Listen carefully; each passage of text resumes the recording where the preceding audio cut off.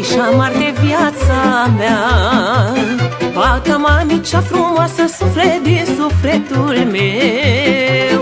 Tu ești bucuria casei, alinarea mea la greu.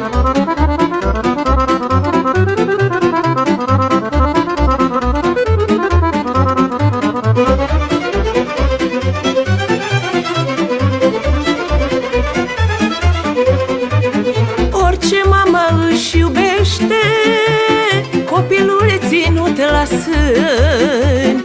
Pe mine mă liniștește să știu că am copil bun. Ea e în viața mea lumina și nu-i tulbur visele. Doar privirea-i blajină mi-adună puterile. Fata mami cea frumoasă, suflet din sufletul meu. Tu ești bucuria casei, alinarea mea la greu.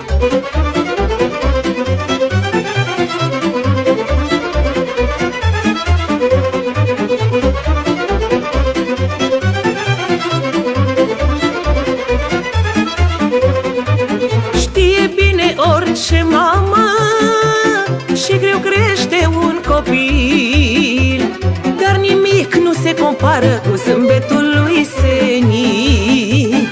Fata mea comoara mami, bucuria în viața mea. Fără tine mi-ar fi ani stropiți cu lacrimă grea. Fata mami cea frumoasă, suflet din sufletul meu.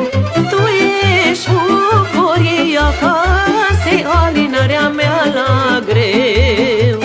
Fata mami cea frumoasă, suflet din sufletul meu. Tu ești bucuria casei, alinarea mea la greu.